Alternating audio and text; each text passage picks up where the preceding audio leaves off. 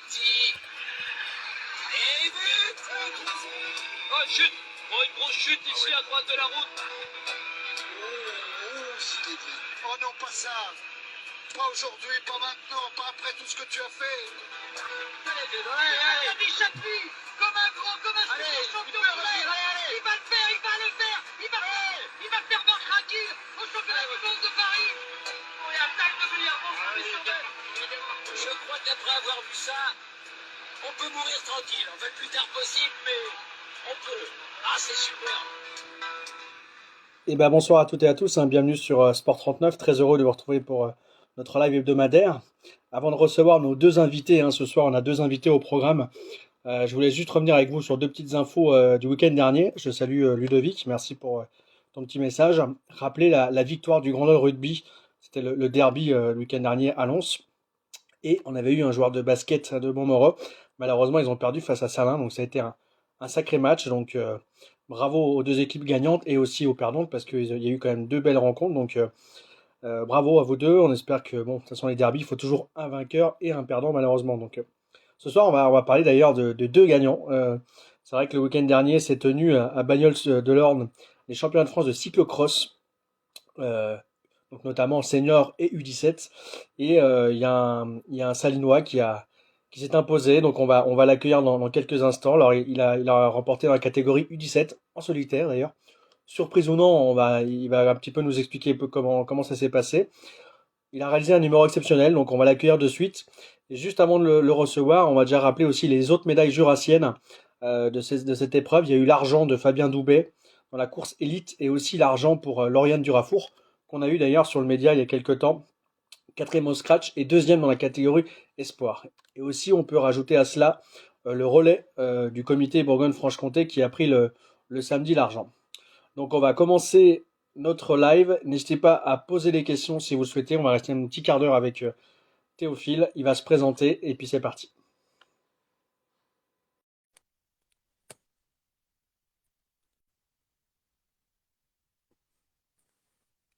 Et je salue le Tracculé. Bonsoir Théophile. Bonsoir.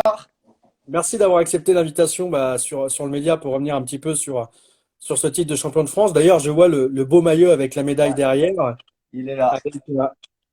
avec un autre maillot d'ailleurs. Tu vas nous expliquer c'est quoi l'autre maillot qui est à côté? C'est le maillot des championnats Bourgogne-Franche-Comté. Ça s'est déroulé la semaine avant les championnats de France et j'ai été nommé champion Bourgogne-Franche-Comté, cadet. C'est un maillot spécifique, non? Ou c'est le... Ouais, ça c'est le maillot, c'est Juracyclisme. Ils m'ont fait Ah oui. un maillot pour pouvoir porter en course, etc. Du coup, c'est le maillot de course. On salue d'ailleurs Laurent Morelin et toutes les équipes de Jura Cyclisme et tout le vélo qui font Exactement. un excellent Exactement. travail. Est-ce que tu peux te présenter un petit peu ton âge et puis tes études? Parce que pour l'instant, tu n'es pas encore dans le monde pro. Donc, Ouais. Alors, moi, c'est Théophile Vassal. J'habite à Salins-les-Bains, dans le Jura. Je fais mes études au Pôle Espoir à Dijon. Je suis actuellement en première générale avec spécialité maths, SVT, SES. Voilà. d'accord. Voilà. Donc une carrière, enfin un double projet scolaire et sportif en tout cas bien accompli. Tu as commencé à quel âge à peu près le vélo et comment on arrive un petit peu à se spécialiser, alors même si c'est pas le cas, mais dans le cyclocross, comment c'est devenu? Alors, j'ai commencé le vélo il y a 5 ans. Avant, Ouais, je faisais beaucoup d'athlétisme. Et puis encore, quand j'étais plus petit, je faisais beaucoup de ski parce que j'habitais dans les Alpes. Et ouais. puis, je commençais à en avoir un peu marre de l'athlétisme et je voulais changer. Et puis, j'ai regardé un jour le Tour de France un été et puis ça m'a donné envie de faire du vélo. Donc, le club le plus proche, forcément, c'était Arbois. Et puis, j'ai fait une séance d'essayage et moi, ça a tout de suite accroché. J'ai continué jusqu'à maintenant. Puis, la première saison, j'ai fait que de la route, vu que j'étais là un peu pour ça. J'aimais pas trop le cyclocross. Je faisais avec mon VTT. Et puis au fur et à mesure, si je faisais rien l'hiver, je m'ennuyais. Du coup, j'allais aux séances de cross le mercredi après-midi. Et puis petit à petit, c'est devenu une de mes grandes passions. Alors, tu as le bonjour de Gaspard Cottaz, hein, de Bourg-d'Oisans, un fondeur. Alors, je ne sais pas si tu le connais bien, Gaspard. C'est vrai qu'on est pas mal suivi hein, par les fondeurs. Euh, alors, quand on se spécialise dans entre guillemets, on s'oriente sur le cyclocross, c'est arrivé à quel moment? Qu'est-ce qui t'a plu tout de suite dans le cyclocross? Bah, Ou j'ai pas? bien aimé. J'ai bien aimé. Bah, ce que j'ai détesté, c'est laver les vélos après la sortie, la Ouais. nuit, etc. Mais j'ai bien aimé le côté ludique, avec tout le monde, tomber dans la bouffe. C'est super technique. Les planches, j'aime beaucoup les planches, s'entraîner à les passer en vélo, etc. Et puis avec le groupe, on était ouais, peut-être une cinquantaine au club les mercredis après-midi, toutes catégories confondues, à aller faire une petite balade au début, puis après sur le terrain de cyclocross d'Arbois. S'entraîner avec Jérémy Français. Du coup, ça m'a vraiment plu. Ouais. On dit souvent que le cyclocross, c'est en complément d'une saison sur route. Alors, il y a des spécialistes, mais c'est un passage obligatoire ou pas? Bah, pour moi, je trouve que c'est un passage obligatoire parce que ça couple bien route cross. J'aime bien ça. Je me verrais pas faire de la route tout le temps, toute l'année. J'en aurais marre au bout d'un moment. Et puis le cross, c'est un bon moyen de se défouler, de prendre de la technique pour dans le peloton route, etc. Du coup, moi, j'adore ça. Et puis, ça fait bien progresser aussi pour la saison route. Donc, c'est parfait. Justement, tu fais un bon lien avec ta saison. Et on parlera d'ailleurs de la petite question de Trail d'Herculé que je remercie. Je la pose juste après. Euh, Ta saison est quand même exceptionnelle parce que avant ce championnat de France à Bagnols-sur-de-L'Orne, tu le disais en introduction, tu avais disputé les championnats régionaux, tu avais gagné. Et avant ce titre national, tu avais 16 victoires. Donc quand on arrive comme ça sur la ligne de départ avec 16 victoires, on ambitionne le titre national naturellement, c'était l'ambition. Ouais, c'était forcément l'ambition. J'ai pas eu vraiment énormément de chance sur toutes les Coupes de France. La Bon, première, j'ai eu des problèmes mécaniques au bout de 2 tours. inhérent Euh, au cyclo-cross, bien sûr, hein, ouais. ouais, j'étais en tête. La deuxième, ça s'est super bien passé. J'arrive au sprint et je gagne avec Joan Blanc. Et puis à 3, j'aimais pas trop le circuit. J'étais vraiment pas dans ma course. Mais j'ai quand même réussi à accrocher un podium. Mais je me suis dit que au final, bah, tout le monde pouvait jouer le titre. Et puis le championnat BFC, c'était des belles conditions, un peu comme à Bagnoles. Du coup, bon, franchement, c'était sympa de courir une semaine avant, un peu comme ça, changer de vélo au demi-tour, s'entraîner avec tout le monde, les mécanos, tout ça, bien tout remettre dans l'ordre. Et puis à Bagnoles, je savais qu'il fallait faire le meilleur start possible. Et une fois que la course était lancée, bah, je savais que ça pouvait que bien se passer, quoi. Alors la question du Trail d'Herculé, c'était pourquoi plus le cyclo-cross que le VTT? Qu'est-ce qui fait pencher la balance? Tout simplement parce que le club, on fait pas de VTT à Arbois. Du coup, j'ai D'accord. jamais été orienté vers le VTT, mais le VTT, ça me plairait autant que le cyclocross. J'en fais l'hiver pour m'entraîner à la place des grandes sorties route. C'est aussi un kiff de rouler en VTT, donc ça aurait pu. Alors c'est vrai que pour celles et ceux qui ne connaissent pas forcément, je vois qu'il y a du monde, n'hésitez pas d'ailleurs à poser des questions. En cyclocross, le départ, c'est un moment qui est assez crucial parce que, alors toi, tu avais la chance d'être en première ligne, donc ça facilite des fois un petit peu les courses, mais on peut tout perdre dès le départ. C'était quoi un petit peu ta tactique d'entrée de jeu? C'était de mettre un gros rythme? C'était quoi un petit peu ce que tu t'es dit dans ta tête?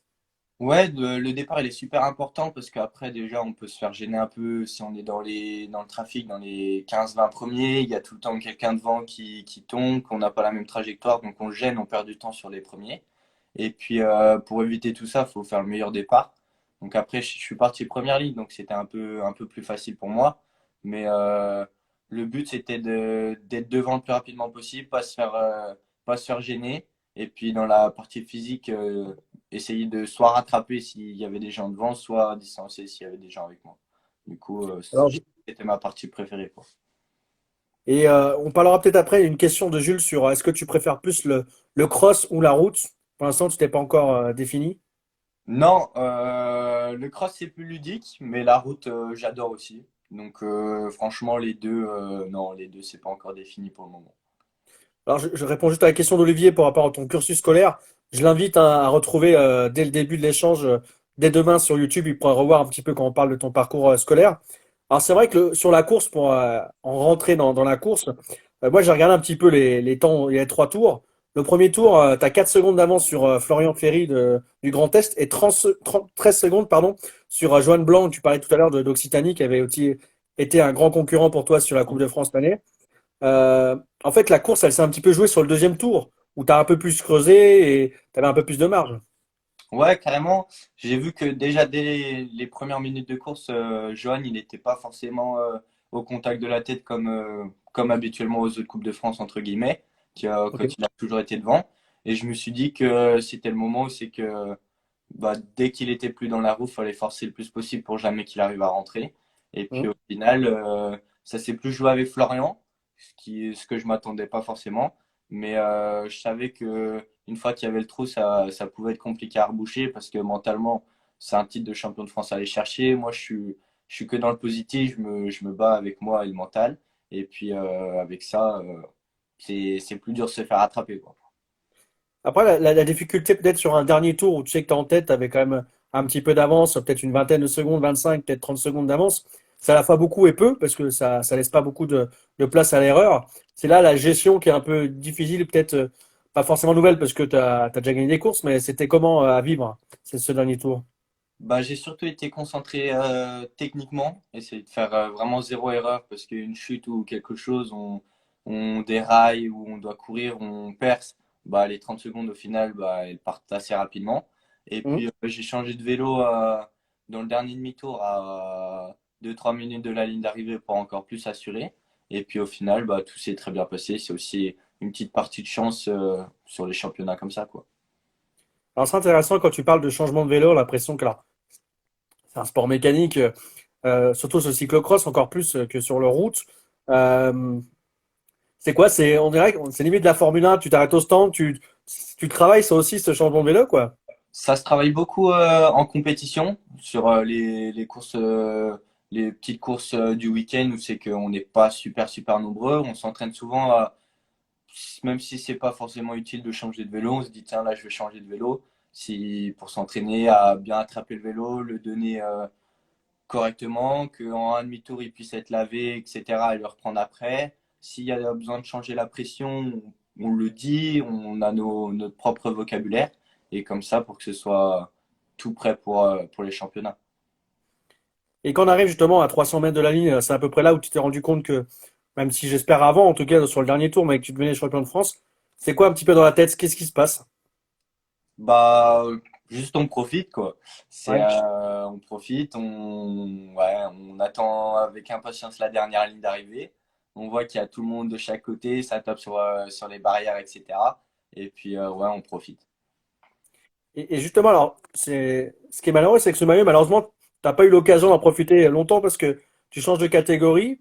Est-ce que tu as pu faire une petite course quand même le week-end dernier pour les traîner ou pas, là? Non, bah alors là, le week-end, bah j'ai eu le maillot ce week-end-là, mais le week-end qui arrive, Ah, pour le week-end, pardon. Autant pour moi, ouais, ouais. le week-end qui arrive, je vais faire une course vers Lyon Ouais. pour faire au moins une course avec le maillot et profiter d'au moins une fois. C'est où que tu cours? Je sais absolument pas, c'est Ah, vers Lyon. Mais parce que moi, j'habite à côté. il y a pas beaucoup J'habite, hein. de cadets. Du Ok. coup, ils vont faire sûrement une grosse course, un peu toutes les catégories regroupées, donc ça va être sympa. Si je trouve la course, que j'habite à côté de Lyon, pas très loin, j'essaierai de passer si j'ai le temps Pas pour, de euh, pour, problème, pour te pas, féliciter. pas de problème. Avec grand plaisir, en tout cas. La suite sur les cyclocross, est-ce que tu t'envisages de t'aligner sur des courses un petit peu à l'international ou pas? Bah alors là, en cadet, bah, c'est compliqué vu il y a pas grand-chose. Je suis allé faire le cyclocross UCI de Pétange le 1er Ouais. janvier pour préparer un peu les championnats de France. Mais en cadet, c'est un peu une course normale, quoi. On est un petit peu nombreux, mais pas tant que ça. Et puis Hum. l'année prochaine, je passe junior. Donc je pense que je vais faire une saison de cross à fond, comme je l'ai fait cette année, pour essayer d'avoir quelques points UCI et de faire des bons résultats sur les Coupes de France. Et est-ce que tu ambitionnes, question de, alors je crois que j'ai pas son prénom, Ed Berthélémy, est-ce que tu ambitionnes aussi le titre sur route? Bah, forcément, il est un peu dans un coin de la tête, mais après, on va voir comment les premières courses et les premières Coupes de France des départements se déroulent, si Hum. j'ai les capacités ou pas, puis si je les ai, on va y aller à fond et préparer tout ça, quoi. Alors, juste pour rappeler un petit peu hein, le résultat de la course, tu t'imposes avec un peu plus de, on va dire, 27 secondes d'avance sur Florian Ferry du Grand Est et un coureur de la région Auvergne-Rhône-Alpes aussi qui est 12 secondes derrière le second. Je rappelle juste la huitième place de Quentin Colnel et de Timéo Gantois aussi, deux autres bourguignons franc-comtois dans le top 10. Quand on regarde ça, on se dit bah, passage en junior, une catégorie quand même assez importante dans le développement, parce que c'est là où voilà, la carrière pro peut démarrer quelques années après le centre de formation. C'est quoi un petit peu les objectifs à moyen terme? Bah, à moyen terme, c'est bah, déjà enfin, commencer et finir une belle saison de route.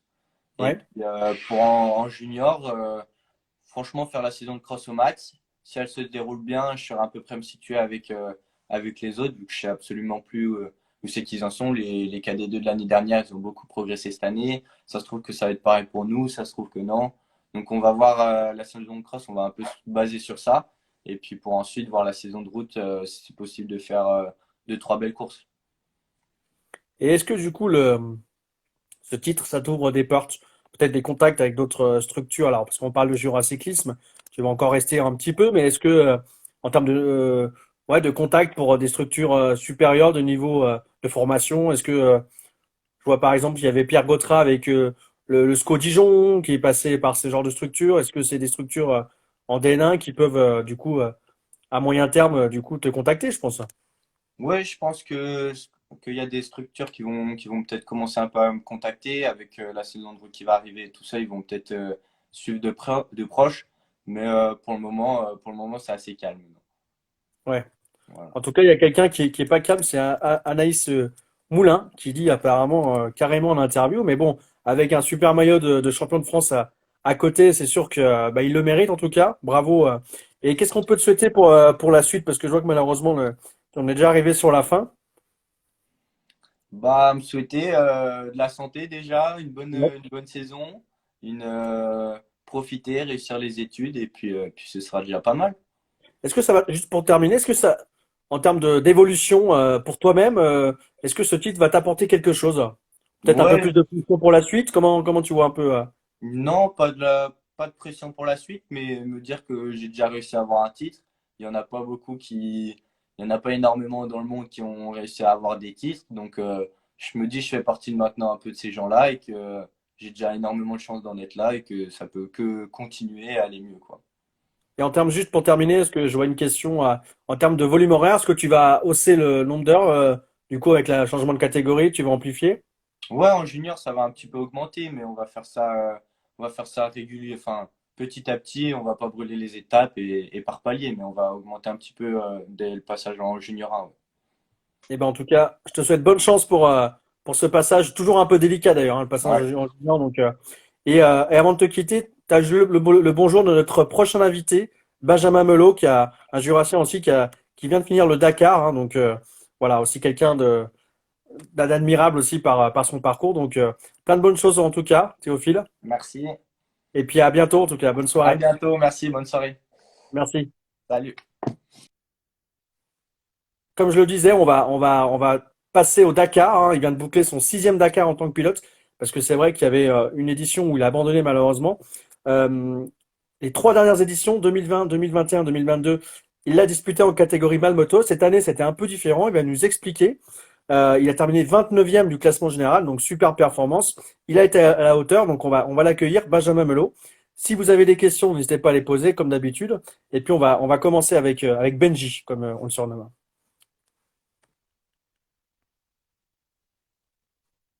J'espère que Salut ça Benjamin, va bien. est-ce que tu Salut! m'entends? Tu m'entends? C'est bon? Ouais, ouais, et toi, tu m'entends? Impeccable, impeccable. Merci beaucoup de prendre du temps un petit peu avec le média pour revenir sur bah, cette 45e édition du Dakar. En plus, j'ai vu que depuis que tu es rentré, c'est quand même un petit peu la jungle. Tu es sollicité de tout part, tous les soirs, tu as un truc, c'est la folie, quoi. Ouais, bah écoute, c'est le jeu, hein. Non, non, mais ça va. On a eu un petit truc hier, un petit truc ce soir, mais c'est pas, ça va. On arrive quand même à se reposer un peu. On Et la parlera vidéo est on sortie. parlera des vidéos. Alors, Clément, il est encore là en train de travailler. Pour ceux qui Ah l'ont. ben voilà. Mais elle arrive, elle arrive. On Elle parlera on parlera des vidéos tout à l'heure. Je le disais en introduction, Benjamin, contrairement aux précédentes éditions, enfin les trois dernières où tu étais en Malmoto, là, t'as pas pu concourir parce que tu avais fait des bons résultats, trois podiums de rang. Est-ce que quand tu as appris ça, ça t'a blessé? T'es arrivé en mode un petit peu revanchard sur cette édition? Ouais, ça m'a mis un coup moral quand même parce que Ouais. ça restait mon objectif numéro un. Enfin, l'objectif, c'était de pouvoir remporter cette catégorie. Donc, aujourd'hui, d'être un peu bridé, bah voilà, pas pouvoir le faire, ouais, ça fait mal. Donc, c'est pour ça que il a fallu trouver des solutions, enfin des raisons pour lesquelles partir sur le Dakar. Et effectivement, bon, on part faire une course, donc il faut toujours donner le meilleur. Mais euh, je voulais Parce que- rester en Malmoto, j'y tenais quand même. Ouais. Et du coup, je suis resté quand même en Malmoto sans être classé. Mais ce qui a permis en fait, de faire vivre le Dakar dans les coulisses avec, à l'aide de Clément et Romain qui m'ont accompagné sur ce Dakar. Et voilà, c'est devenu mon objectif enfin prioritaire, on va dire, de vraiment partager cette expérience et à la fois de faire une belle course à côté. Et en termes d'objectifs, alors c'est vrai que ton meilleur résultat, c'est 21e sur ta deuxième participation en 2019, deuxième français. Là, tu arrivais avec quelles ambitions? Parce que c'est vrai que du coup, il n'y a pas de classement Malmoto, mais voilà, on se positionne voilà, autour de quelle place quand on arrive comme ça, tout seul en Malmoto. Moi, je m'étais fixé un objectif top 30 avant de partir, en sachant que voilà, on était en catégorie Malmoto, on part quand même avec des bâtons dans les roues par rapport aux autres qui sont avec des équipes. Mais Ouais. bonne excuse, c'est mon Dakar et mon Dakar, je le fais en Malmoto à l'ancienne et c'est ce qui me plaît, c'est comme ça que je vois les choses. Donc voilà. C'est ça qui te donne un petit peu la flamme pour repartir chaque année, en fait. Ouais, bah après, c'est vrai que, comme je l'ai dit tout à l'heure, le fait de ne pas avoir pu être classé, ça m'a fait mal. Mais du coup, ouais, j'ai cette frustration de me dire, putain, si le règlement ne change pas, je pourrais jamais gagner, quoi. Hmm. Ouais. Donc ça, c'est frustrant. Et alors du coup sur cette édition, on a regardé un petit peu, même je l'ai vu par rapport à tes vidéos sur le début du Dakar.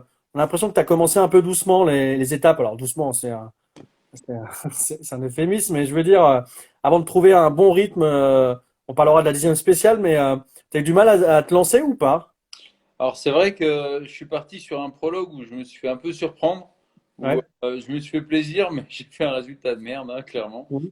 Je fais 60, je sais pas combien du prologue, mais je me suis dit, bon, bah, là, fort te cracher dans les peluches, parce que même si le prologue il faisait qu'une dizaine de kilomètres, ça met quand même un coup au moral. Et je me suis dit, bon, bah, je sais que le Dakar est long, t'enflamme pas, c'est pas grave. Et en fait, effectivement, je suis parti un petit peu sur la retenue. L'an dernier, je suis tombé à la première étape au kilomètre 10, tu vois. Donc, je me suis dit, cette Ah année, oui. on va faire la même. Et voilà. Donc, Et après, c'est vrai que c'est quand même monté crescendo. Et ensuite, il y a eu cette étape quand même qui restera, je pense, dans ta mémoire, cette dixième étape où tu as un souci alors que tu pointais à la 29e place générale. Tu rétrogrades, tu perds beaucoup de temps. Est-ce que tu peux revenir un petit peu sur ce qui s'est passé et puis les conséquences, parce qu'il y a eu d'énormes conséquences en fait. ouais, c'est vrai que j'ai eu un problème électrique suite à une micro-chute. Enfin, quand je dis une micro-chute, c'est vraiment en haut d'une dune. J'ai planté en Mhm. basculant de l'autre côté. La moto est tombée. Je devais être à aller 5 à l'heure. Enfin, c'est Ouais. ridicule. Et en fait, la moto, en tombant, elle a dû faire bouger un petit peu la cocotte de frein. Enfin, et là, il y a le bouton, en fait, qui est le bouton de pompe à essence qui est juste derrière. Et ça a dû. Il devait être déjà un peu fragilisé. Et voilà, ça m'a fait déconner la moto par la suite. Sauf que j'ai pas trouvé tout de suite que c'était ça le problème. J'ai commencé à démonter pas mal la moto. Ça faisait comme un problème d'injection, d'eau dans l'essence, parce qu'on avait des soucis d'eau dans l'essence. Moi, j'en ai pas eu, mais il y a eu pas mal de concurrents qui ont eu ces problèmes-là. Donc je me suis dit, bon, bah, c'est peut-être ça. Le fait que la moto soit retournée, bah, ça a dû mélanger. Enfin bref, je me suis posé pas mal de questions et j'ai mis ouais, plus d'une heure à réparer. John qui dit qu'on a eu l'an dernier, hein, qui avait fait le Dakar, une course intelligente. À ce moment-là, quand il y a tous ces pépins, on se dit, ce qui t'est arrivé d'ailleurs une fois, hein, est-ce que je vais devoir abandonner? T'as eu peur de cette issue ou pas? Avec ces problèmes? Ouais. Ouais, je me suis posé la question parce qu'à un moment donné, quand tu es autour de la moto, tu as tout essayé et la moto fonctionne toujours pas, tu sais toujours pas d'où vient le problème et tu as fait un peu le tour des solutions, tu dis, je sais pas, pourtant je suis mécano, et la moto je la connais par cœur, mais malgré tout, bah voilà, il y a des choses qu'on peut pas contrôler, qu'on peut pas toujours gérer et je me suis dit, bah là, c'est peut-être un problème de faisceau électrique, je trouvais pas, donc. Après, j'ai eu une lueur en faisant un essai. Enfin bref, j'ai fait un essai avec, on a toujours un petit laserman, une petite pince là, qui me permettait Ouais. de faire contact en fait entre deux connecteurs, enfin deux broches. Mais ça n'a pas fonctionné. Donc je me suis dit, bon, bah, c'est pas ça. Et en fait, ça venait bien de cet endroit-là. Donc j'ai esquivé, en fait, j'ai skippé la root cause, la panne en fait de base, euh, parce que mon diagnostic avait été mal fait, en fait, tu vois. D'accord. Après, c'est Et vrai que la cour avec l'adrénaline de la course, des fois, voilà, il peut y arriver des erreurs. Est-ce que du coup, les conditions climatiques aussi, parce qu'il y a une question de Tibaltus qui dit, on l'a vu sur les images que tu as diffusées avec le froid, la pluie, est-ce que ça t'a modifié aussi ta façon de rouler? Est-ce que ça peut expliquer aussi ce début un peu ouais, compliqué t'attends, hein. En plus, je suis tombé malade le deuxième Ouais, jour, ouais. avoir la grippe. Donc avec la fièvre, le peu de fois on a contrôlé la température, tu vois, j'avais 38,5, c'est monté à 39 et quelques. Donc ouais, c'est pas des conditions optimales quand tu veux commencer un Dakar, sachant que j'avais fait attention, tu vois, à Noël, je n'avais pas vu grand monde, porter un masque un peu partout, même sur le bivouac pour aller manger, je mettais le masque et tu vois, malgré tout, je tombais malade quand ça veut pas, ça veut pas. Alors Mais du coup, ça ne pas sur cette étape, parce que on voit du coup que tu as terminé 89e et tu es redescendu de la 29e à la 34e place du général à l'issue de la 10e étape. Est-ce que j'ai l'impression que c'est un mal pour un bien ce qui t'est arrivé, parce que derrière, ça t'a mis un petit coup de boost, t'es reparti tambour battant, quoi. alors oui et non, parce qu'en fait, c'est Ouais, juste qu'on arrivait dans des conditions qui me convenaient. On ok. arrivait dans l'Empty Quarter, donc c'est vraiment un immense désert avec beaucoup de dunes. Et c'est quelque chose qui me convient. Donc je sais qu'à ce moment-là, même si j'avais pas eu la galère, j'aurais lâché parce que c'est là où je suis meilleur et c'est là où je peux gagner du temps. Donc, de l'extérieur, on peut le voir comme ça et je le comprends. Et enfin, c'est sûr que ça m'a remonté. Je me suis dit, bah, maintenant, j'ai plus rien à perdre, faut y aller, quoi. Et, mais, J'ai juste un euh, petit mais je commentaire. pense Ouais. que dans tous les cas, j'aurais fait de mon mieux à ce moment-là. Un commentaire de Baba Cosette qui dit deuxième live en 2 soirs. Alors, on va pas te monopoliser Tu pardon, m'entends? trop longtemps parce que soi-disant t'es fatigué.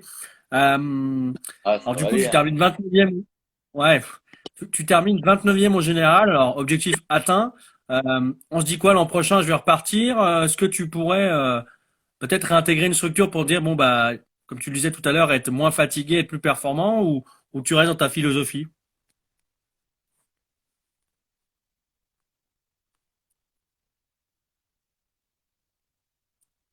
Ah, attends, ça coupe un peu. Est-ce que tu m'entends? Ah. Non, pour moi, le Dakar, si je repars en moto, ce sera en mal moto. J'ai pas envie de partir avec. J'ai pas envie de partir avec une équipe à l'heure actuelle. Ouais. Ouais, c'est le J'ai réseau qui est l'impression un que ça peu, bug. Ça coupe c'est un le peu. réseau qui est un peu compliqué. Ouais. Ouais. Je me mets en 4G je me rapproche de la fenêtre, je me mets en 4G. J'ai l'impression que la Wi-Fi déconne un peu. Non, ça va y Bah, aller. c'est Non, Clément ça qui va. prend toute la bande passante avec les vidéos. Pardon. C'est Clément qui prend toute la bande passante avec la vidéo. C'est ce qu'il vient de me dire, ouais. Bah oui, oui. Non, Oui, oui, il y a c'est pas de.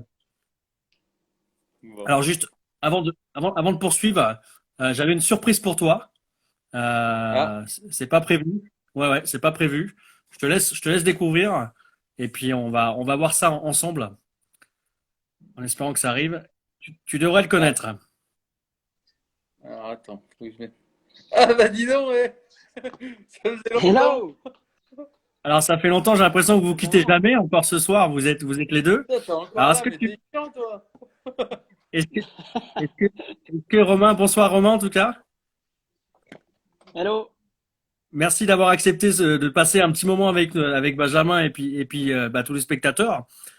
Est-ce que tu peux te présenter un petit peu aux gens, parce que c'est vrai qu'on t'a vu pas mal sur les vidéos YouTube cette année, savoir un petit peu ton rôle dans ces vidéos et aussi pour le Dakar de Benji. Alors, je suis un ex de Benji. Euh, vous m'entendez? Ça coupe un peu là. Je disais, je suis un ex de Benji à la base. Ouais. On s'est Ah, connu en quel boîte. enculé, celui-là. Non, non, on est amis depuis un moment en fait et il avait fait appel à moi donc pour son premier projet de Dakar. Donc c'est une année où il n'avait pas pu le faire non plus, mais pour commencer à parler de préparation physique. Parce que moi à la base, bah, je suis préparateur physique. Je travaille à Besançon, hein, au COPS, au complexe d'optimisation de la performance sportive. Donc je fasse un peu de pub aussi. Et du coup, bah, j'accompagne Benji voilà, depuis 6 ans maintenant sur la préparation physique pour le Dakar. Donc sur évaluation de la performance, préparation physique, récupération, et voilà. En plus d'être son pote, enfin son pote, En lui plus, aussi, mais en plus d'être chanteur humoriste, Romain, alors cette année, tu as eu un autre rôle, c'est acteur dans les vidéos. Comment t'as vécu un peu cette immersion avec ces vidéos? de manière très naturelle, hein, à la base, c'était pas trop prévu. Hein, je Ouais. devais surtout aider Clément en conduisant le camion et en essayant de gérer un max de trucs pour lui pour qu'il puisse se dégager du temps sur la vidéo. Puis finalement, bah, voilà, on s'est pris au jeu, on a vécu un Dakar à fond. Et puis de toute façon, nous, on a vécu et Clément, il a filmé. Mhm. Et il a même il a filmé beaucoup trop de choses d'ailleurs. Ouais. Mais voilà quoi.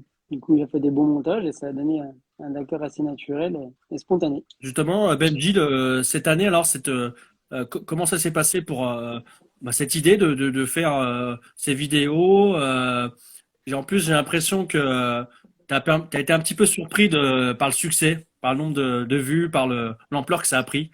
Ouais, clairement. Ouais, non, ça c'est clair que on a tous été un peu surpris et même les gens du milieu, tu vois, ils se sont dit au début, ouais, bah encore un. En fait, les stats, elles sont ouf, quoi. Donc partir de zéro et arriver à autant, c'est dingue. Donc ouais, c'est assez fou. Ouais. Et toi, dans ton Dakar, Benji, ça te demandait un peu plus d'énergie. Du coup, cette relation avec Clément et aussi Romain pour ces vidéos, c'est un peu plus, ça t'apporte de la fatigue supplémentaire ou pas? Euh, Ah, il y a autant de réseaux ici Bon, Clément, ça suffit là maintenant, hein. Dakar, non? Non, c'est Peut-être un ça, petit Romain. Il peu y a parce autant de que réseaux je ici que Dakar, quoi. Ouais. passais un petit peu de temps Bon, il est un peu plus ici quand même, hein, je vous quand avoue. même pour qu'est-ce qu'on fait, etc. Mais à la fois, c'était pas une corvée. Ça, c'est le Ouais, premier truc, c'est que ça faisait plaisir ça a coupé un peu, Benjamin, ouais. de C'est vrai qu'on disait s'engueuler le qu'il y avait pauvre. autant de réseaux chez toi qu'au Dakar, mais ça- ah. Bon, on va attendre que ça revienne avec Benjamin. Romain, j'avais une question justement. Physiquement, qu'est-ce qu'il faut travailler pour le Dakar et c'était quoi un petit peu les axes que vous avez travaillé avec Benjamin? Les progrès? C'est assez complet, hein, c'est assez complet hein, comme préparation physique. Il y a à la fois de l'endurance, à la fois beaucoup de musculation, à la fois beaucoup de concentration, de temps de réaction. C'est un sport ouais, assez complet. L'idée, c'est d'arriver à tenir le choc sur 15 jours, quoi. Ouais. Donc, faut un gros réservoir énergétique et encaisser la charge et savoir bien récupérer. Et tu disais que ça faisait 6 ans que tu l'accompagnais. En quoi tu l'as vu se développer, progresser peut-être sur quel domaine il a progressé en 6 ans? Un petit peu de partout, hein. Une préparation physique, c'est jamais, on part pas de zéro et on revient à zéro à chaque fin d'année, hein. C'est d'année en année, on passe d'étape en étape et à progresser à tous les niveaux, en fait. Et on fait des tests réguliers pour voir où il en est. Et on travaille point fort et point faible. Et par rapport aux pilotes qui sont devant, qui ont une structure, il a le même niveau physique. Après, c'est peut-être la moto qui diffère. C'est quoi un petit peu la différence entre le top et lui? Ouais, c'est un tout, mais la différence entre le top et lui, c'est que le top, il est pro et il fait que ça de vie. Ouais. Que Benji, eh ben, il faut arriver à gérer avec ses activités professionnelles à côté et c'est pas évident. On peut pas mettre la même charge d'entraînement sur quelqu'un qui fait que ça que sur quelqu'un qui travaille à côté, quoi. Ouais. Et C'est toi, ça la différence principale. suivre Benji, l'univers de la moto, c'est quelque chose. Faut être passionné un petit peu pour suivre ou pas du tout. On peut être extérieur. Peut-être Clément aussi. Peut-être qu'il n'était pas forcément dedans. Mais comment on Ah ben, s'intègre? un préparateur physique, il peut s'adapter à pas mal de choses, hein. Après, moi, effectivement, ça me passionne. Je suis allé faire préparateur physique à la base parce que je suis passionné de motocross. Donc, forcément un projet comme Dakar, ça peut que m'intéresser. Et non, c'est sûr que être passionné et puis connaître un petit peu le milieu de la moto aide beaucoup. Et c'est vrai que tu le disais, je crois que j'avais vu dans une vidéo, c'était un rêve pour toi de participer au Dakar. Alors du coup, d'une manière un peu différente, mais euh, alors en immersion inside, je crois que tu disais que c'était indescriptible pour expliquer comment ça se passait. C'est vraiment ça, quoi. C'est, Ouais, ouais. Bah, pour quasiment la plupart des personnes qui font les sports mécaniques, d'accord, voilà, c'est comme le Tour de France pour un cycliste. Hein, c'est le événement. C'est sûr que ça fait rêver.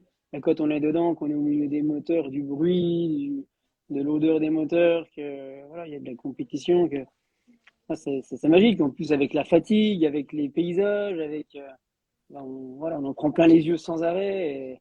Et il y a une ambiance vraiment bienveillante sur ce bivouac qui fait qu'on est, voilà, c'est vraiment quelque chose à vivre. L'an dernier, Benjamin, merci d'être revenu. Il y a eu, il y avait eu un incident, terroriste, machin. Donc là, c'était à peu près c'est la même zone géographique en Arabie Saoudite. Et vous avez vraiment une bulle, hein, du coup, de sécurité. Vous avez pensé un petit peu à ça? T'as passé un peu à ça pendant les 15 jours ou pas du tout? On est focus sur son truc. Bah, moi perso, pas trop. Enfin, on y a pensé quand tu arrives sous le bivouac, il y a les contrôles de police, tout ça, qui sont un peu plus corsés que d'habitude. Mais après, on nous a quand même bien séparés Hmm. de. Enfin, on n'était pas en ville à aucun moment. Enfin, je pense que non, c'était plutôt pas mal. Belle coupe de cheveux, Bouzig, au fait. Oui, Je suis oui. désolé, je coupe. Je te remercie. Je te remercie. Je suis allé me faire peigner un coup tout à l'heure, là. Ouais. On a eu des commentaires, hein, sur ce beau dégradé et puis c'est vrai que Big Bad Wolf dit beau comme les camions les deux. Euh, Repartir sur un projet comme ça, alors pour expliquer un peu celles et ceux qui ne connaissent pas forcément le Dakar, Benjamin, alors il parle de communication, il y a aussi un camion de communication, mais ça représente quel coût? Parce que c'est quand même il y a des partenaires qui t'ont aidé, mais on a l'impression que c'est un gros coût chaque année, quoi. Alors, c'est sûr que le Dakar, en soi, moi, en partant en Malmoto à la base, il faut compter un budget autour de 35 000 euros pour pouvoir partir. Euh, Ensuite, il faut une moto aussi qui coûte dans les 30 000 euros également. Mais la moto, en fait, elle décote pas énormément. Donc, si tu veux, c'est une somme qui a fallu sortir. Et ensuite, tu la revends, tu en reprends une autre, une neuve, et bon, ça fait un roulement. Après cette année, d'avoir engagé Romain et Clément, plus le van, etc., ben, c'est un budget supplémentaire aussi parce qu'il faut les accréditations auprès d'ASO pour pouvoir, pour pouvoir avoir le droit de filmer et de publier Ouais. aussi.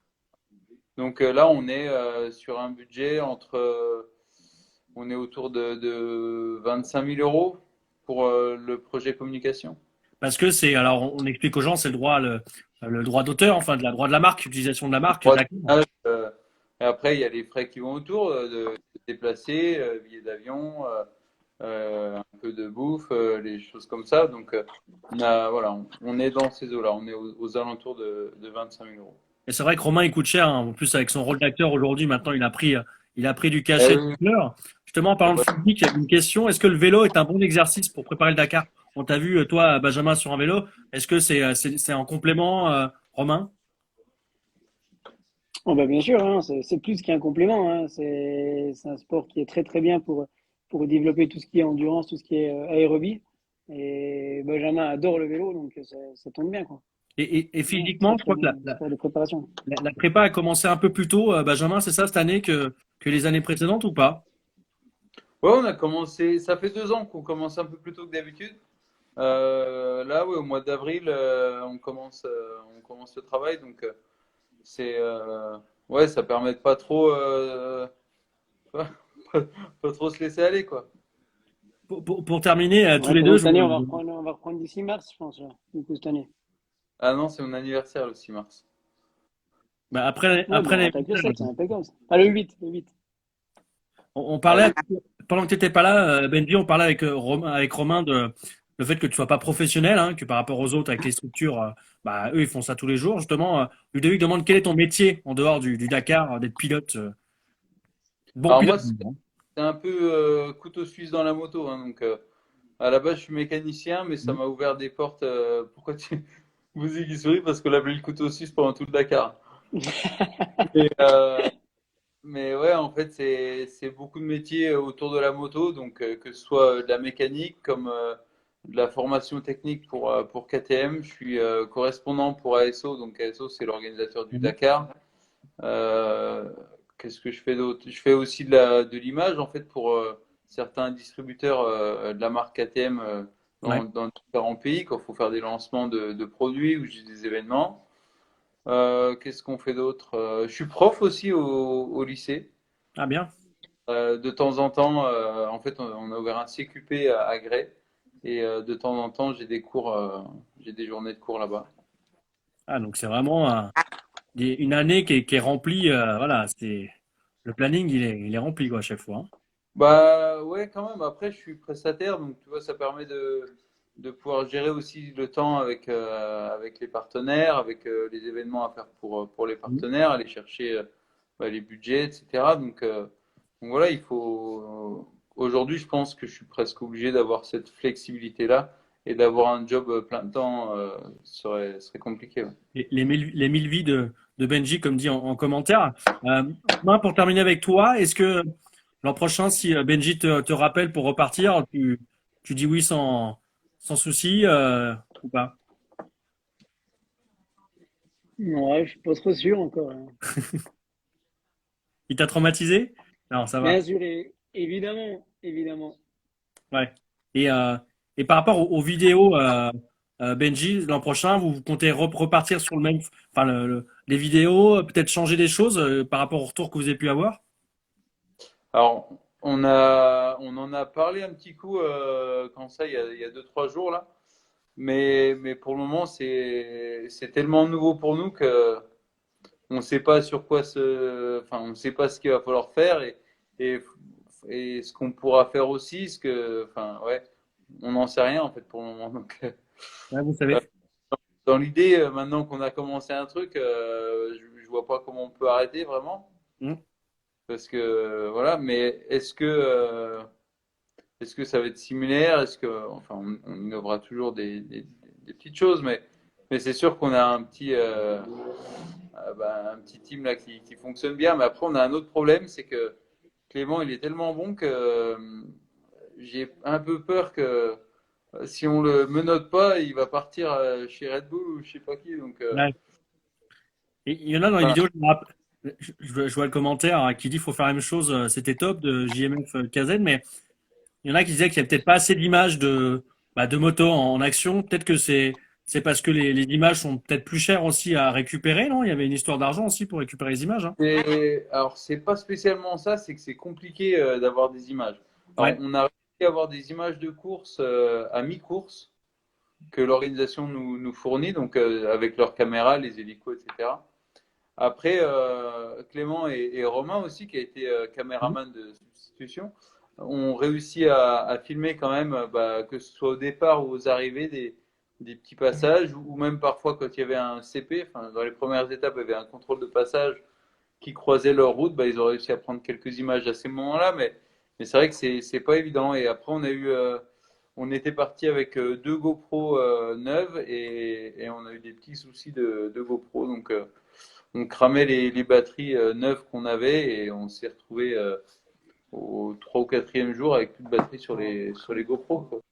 Donc, et les batteries, enfin, ça tenait pas, quoi. Donc, on a eu des petits soucis avec ça parce qu'on avait l'autorisation d'avoir ces vidéos, mais on Mhm. n'a pas pu nous en donner autant qu'on voulait, quoi, Ok. malheureusement. L'an prochain, dans ta tête, Benjamin, tu t'es déjà dit, je vais repartir.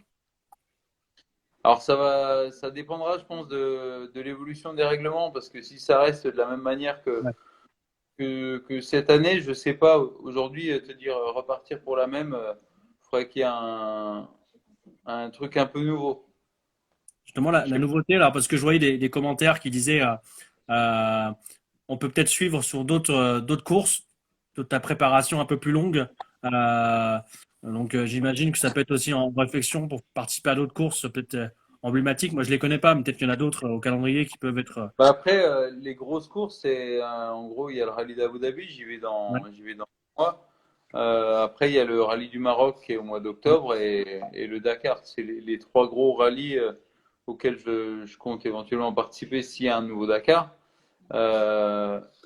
Après, il y a d'autres choses qu'on peut éventuellement filmer en cours d'année. Il y a des plus petites courses enduro, des choses sur des événements locaux qui peuvent être sympas aussi. Aller faire un motocross dans le Jura et faire vivre le truc de l'intérieur, ça peut aussi être cool. Le Ouais. motocross, c'est un sport de base, mais on en a fait quelques-uns et c'est quand même sympa. Après, voilà, c'est à voir avec les emplois du temps de chacun. Clément qui habite pas non plus à côté, donc on peut pas toujours faire ça en un claquement de doigts en disant tiens on y va. Voilà, mais Je crois que Romain aussi, maintenant, il a des obligations, quelques castings à venir, je crois, pour les prochains mois. Donc, c'est ouais, fort. voilà. Tu Ah, changes mais de justement, métier. Romain, ça me fait penser à un truc. J'ai une question tout à l'heure qui est arrivée sur le live sur un petit peu mentalement. La descente après le Dakar. Alors, je donnerai la parole après à Benjamin, mais tu prépares toi aussi à l'après-Dakar. Tu l'as préparé à l'après-Dakar. Mon après-Dakar à moi ou l'après-Dakar à Benjamin? À Benjamin, est-ce que tu l'as préparé à l'après? Oh non, non, il se démerde, attends, je le prépare déjà tout avant. Non, comment on vit ça un peu? Non, non, honnêtement, non, là-dessus, c'est lui qui a l'expérience de ces après-Dakar, hein. Mhm. C'est son 12e en tout, 6e en course. Je pense qu'il a les stratégies pour faire, mais non, non, là-dessus, je travaille pas du tout dessus, non. Parce on t'a vu très présent sur cette thématique mentale pendant la course, donner des petits conseils et tout. C'est combien de pourcents entre guillemets, du boulot, le mental, l'aspect mental, chez un athlète, selon toi? C'est difficile à dire, ça dépend des athlètes. Après, il y Ouais. a le côté, il y a le côté pote aussi. Je Hmm. veux dire, les discussions entre nous, ça évidemment, c'est constant. Ouais. Hein, mais c'est pas forcément quelque chose qu'on prépare. Et après, le côté mental, bah, ça dépend de la personne, ça dépend du moment. Il y a des moments où on sait que bah, c'est pas mal de glisser un petit mot. Il y a des moments où on sait que bah, faut rien dire et puis il faut laisser la personne tranquille. Voilà, c'est pas des choses calculées, quoi. C'est des choses qu'on sait à force de travailler avec les athlètes et qui sont assez spontanées, ouais. Bon, et ben très bien. Bah, merci beaucoup en tout cas, Romain. T'en prie, On avec va plaisir. s'arrêter là parce que ça fait une demi-heure, donc on a un peu Romain. largement dépassé le temps qui était prévu. Merci encore, Benjamin, pour ta dispo. Puis encore, désolé pour les petits bugs de réseau pour les spectateurs. Qu'est-ce qu'on peut te souhaiter, Benjamin, pour la Bah, c'est suite? moi, c'est moi. Bordel. Qu'est-ce qu'on peut me souhaiter? Bah, je sais pas, qu'on ait des nouveaux projets qui se mettent en place et que ça nous fasse, que ça vous fasse voyager. Et, euh, et voilà. Je pense Le que Touquet? le Touquet, je sais pas, bah pas là en tout cas, c'est sûr. Un jour, Ouais. pourquoi pas, mais pas là, quoi. Bon, ça sera C'est une sans course Romain à laquelle apparemment aussi. je préparais vraiment et enfin, pour moi, vu que je suis pas un gars qui a fait beaucoup de sable, faudrait vraiment manger beaucoup pour aller se faire plaisir au Touquet, je pense. Bon, Et je vois il y a Julien Pinault, le frère de Thibaut, qui a dit comment se fait-il que Romain paraît 3 fois plus fatigué que moi? c'est vrai. C'est Julien. Hein. Romain, tu peux être couché hein, si tu veux, il n'y a pas de problème. On salue d'ailleurs Julien Pinot et Oh, je vais pas tarder. on félicite Thibaut Oh, j'ai un épisode à regarder avant. pour J'ai un sa épisode à carrière. regarder. Bon, en tout cas, on va te laisser aller regarder la dernière vidéo. Elle sera en ligne quand, du coup, la vidéo, Benjamin? À 21h30, dans 13 minutes. On fera un petit compte à 13 rebours. minutes. On fera un petit compte à rebours dans 13 minutes. En tout cas, merci à Ouais. vous deux pour la présence. On fera un petit live en fait au lancement de la vidéo où les gens pourront poser les questions et on pourra échanger à ce moment-là. Sur Alors j'ai YouTube. jamais fait, mais Sur Clément Facebook. a déjà fait, donc il a l'air de bien gérer le truc. C'est sur YouTube ou sur Facebook, du coup, le live? Sur YouTube. YouTube. Hein. D'accord. Bon, bah, on passera le lien là. Je le mettrai juste après la vidéo, comme ça les gens pourront les voir. En tout cas, merci à vous deux. Encore bravo, Benjamin. Merci beaucoup. Bravo à Clément aussi pour son travail, parce qu'on l'a oublié, on l'a Allez, cité pas mal de fois, mais on va quand même le féliciter, Clément. Bravo. Bravo pour le travail. Et puis, bah, plein de bonnes choses à ce trio, quand même, qui nous a fait rêver, on va dire, donné un peu de joie, je pense, à pas mal de gens pendant cette quinzaine. Donc, bravo à vous, en tout cas, pour ça. Et puis, bah, je vous souhaite une très bonne soirée. Puis, bon live dans 12 minutes, en tout cas. Merci. Eh ben, merci. Bonne Allez, soirée. à bientôt. Bonne soirée à Ciao. toi. Ciao, ciao.